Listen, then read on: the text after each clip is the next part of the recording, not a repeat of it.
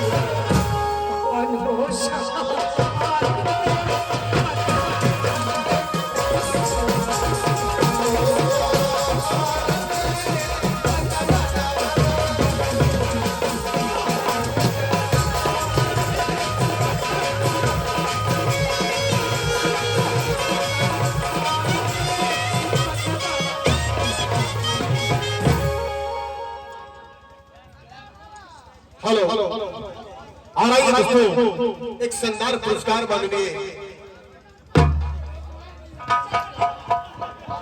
बिहार के किस भाषा पुकार तोड़ आइए दोस्तों एक शानदार पुरस्कार मांगने पंकज कुमार की तरफ से शानदार एडिसी का पुरस्कार है।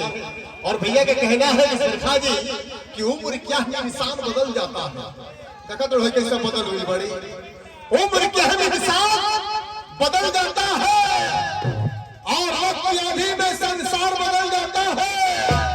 गलती नहीं है मेरी यारो ये इश्क देखी तो ईमान बदल जाता है।